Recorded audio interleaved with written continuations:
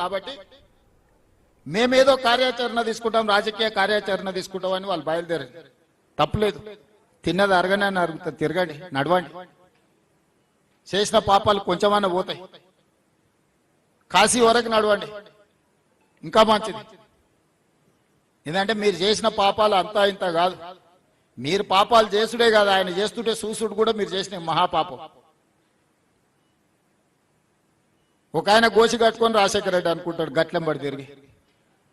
గోసి కట్టుకున్న వాళ్ళందరూ రాజశేఖర రెడ్డి అయితే బాగానే ఉంది, ఇంటి పేరు మార్చుకున్నాడు ఇంకొక ఆయన. అసలు ఏ మాత్రం ప్రజలు ఏమనుకుంటారు, మనం ఇట్లా వ్యవహరిస్తే చీదరించుకుంటారా లేదా అన్న సోయి కూడా లేకుండా మా గురించి మాట్లాడి జిల్లాకు అన్యాయం చేసే ప్రయత్నం చేస్తున్నారు. ఈ రోజు నేను కొన్ని వివరాలు చెప్పదలుచుకున్నా. ఖర్చులు కాదు, జరిగిన అప్పులలో 10 సంవత్సరాలు బ్యాంకులలో తెచ్చిన అప్పులకు చంద్రశేఖరరావు గారు 41,118 కోట్లు బ్యాంకులకు అప్పులు అసలు కట్టిండు. మిత్తి 43,385 కోట్లు. చంద్రశేఖరరావు 10 సంవత్సరాలలో సాగునీటి ప్రాజెక్టుల కోసం చేసిన అప్పులకు 84,503 కోట్ల రూపాయలు 10 ఏళ్లలో ఆయన కట్టిండు. నేను అధికారంలోకి వచ్చిన తర్వాత ఆయన చేసిన అప్పుల భారం మొయ్యలేనంతగా మారి కరెక్ట్ 30 నెలల 33,567 కోట్ల అసలు, 18,554 కోట్ల మిత్తి. 30 నెలల చంద్రశేఖరరావు చేసిన పాపాలకు పాపాల బైరోడు నాకు అందించిన ఈ అప్పు 52,120 కోట్లు ఈ నెలకు కట్టిన నేను. మీడియా మిత్రులు రాసుకోవాలి, 30 నెలల చంద్రశేఖరరావు చేసిన అప్పులకు తప్పులకు ఓన్లీ సాగునీటి ప్రాజెక్టులకు నేను చెప్పేది 52,121 కోటి రూపాయలు ఆయన చేసిన అప్పులకు తప్పులకు అసలు మిత్తి కలిపి 52,121 కోటి రూపాయలు నేను చెల్లించిన. ఇక నేను పనులకి 30 నెలల్లో చెల్లించింది ఎంత అంటే 22,000 కోట్ల రూపాయలు. 52,000 కోట్ల రూపాయలు ఆయన చేసిన అప్పులకు నేను వడ్డీలు అసలు మిత్తి కడితే నేను మొత్తం రాష్ట్రంలో జరిగిన ప్రాజెక్టులకంతా నేను చెల్లించింది కాంట్రాక్టర్లకు 30 నెలల 22,000 కోట్లు. 22,000 కోట్లు రాష్ట్రం మొత్తం చెల్లిస్తే ఒక్క పాలమూరు జిల్లాలోనే 8,000 కోట్ల రూపాయలు దాదాపుగా. అంటే పాలమూరు జిల్లాకు నేను అధికంగా నిధులు ఇచ్చినట్ట, పాలమూరు జిల్లాకు అన్యాయం చేసినట్ట. ఇప్పటికీ జిల్లాల ప్రాజెక్టులు పూర్తి చేయాలంటే 4,000 ఎకరాల భూసేకరణ చేయాలి. భూసేకరణ చేయకుండా కాంట్రాక్టర్లకు ఎన్ని పైసలు ఇచ్చినా, కాలువ 5 కిలోమీటర్లు తొలవాలంటే 1 కిలోమీటరు భూసేకరణ చేసి మళ్ళీ 1/2 కిలోమీటర్ వదిలి మళ్ళీ 1/2 కిలోమీటరు భూసేకరణ చేసి మళ్ళీ 1/2 కిలోమీటర్ వదిలితే నీళ్లు వారుతాయా? రిజర్వాయర్లలో ఆడాడ కొంత భూమి ఉంటే కోర్టులో వచ్చి స్టే తెచ్చుకుంటే రిజర్వాయర్లలో నీళ్లు నింపగలమా? ఈరోజు కాల్వలకు మెయిన్ లైన్ కెనాల్స్ కి నువ్వు భూసేకరణ చేయలేదు, రిజర్వాయర్ల సమస్యలు అట్లనే ఉన్నాయి. ఉదండాపూర్లో R&R సమస్య ఉంటే నిన్నమన్న మీకు తెలుసు కదా, R&R సమస్యను ఈరోజు ఆ సమస్యను పరిష్కరించుకునే ప్రయత్నం చేస్తున్నాం.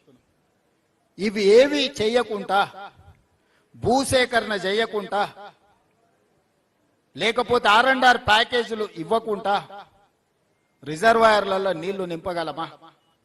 అందుకే ఈరోజు ఆ సమస్యలన్నిటినీ సంపూర్ణమైన అవగాహన చేసుకొని రాబోయే 2 ఏళ్లలో మాక్సిమం ఈ జిల్లాలో ఉండే పనులన్నిటిని పూర్తి చేయాలని ఈరోజు కంకణం కట్టుకొని మేమందరం క్షేత్రస్థాయిలో పర్యటన చేసి కార్యాచరణ తీసుకొని ముందుకు వెళ్తున్నాం.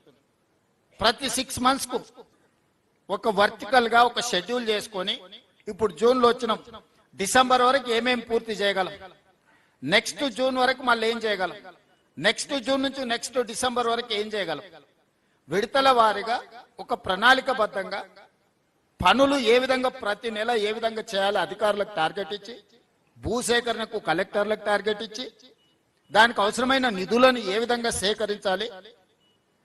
ఈరోజు విపరీతమైన అప్పులు తేవడం వల్ల ఈ రోజు నిజంగా అవసరం ఉన్నప్పుడు అప్పు తెచ్చుకోలేని పరిస్థితి అయిపోయింది ప్రాజెక్టులు. రాష్ట్రంలో ఇతర ఆర్థిక పరిస్థితి చిన్నాభిన్నం అయిపోయింది. అయినా శక్తి కూడగట్టుకొని ఈ రోజు ప్రాజెక్టులు పూర్తి చేస్తుంటే నోరు తెరిస్తే తప్పుడు ప్రచారం, అబద్ధాలే. 90% పాలమూరు జిల్లా ప్రాజెక్టులు పూర్తినాయని నిన్నమన్న వాళ్ళు ప్రెస్ మీట్ చెప్పారా? మీరందరూ రిపోర్ట్ చేసిరు కదా. 90% పనులు పూర్తయితే వాళ్ళ అంచనాల ప్రకారమే, వాళ్ళు ఇచ్చిన జీవో ప్రకారమే 55,000 కోట్ల రూపాయల పాలమూరు రంగారెడ్డి ఎత్తిపోతలు కావాలన్నా వాళ్ళు అదే చెప్తారు కదా. వాళ్ళ హయాంలో ఖర్చు పెట్టిందే 27,000 కోట్లు.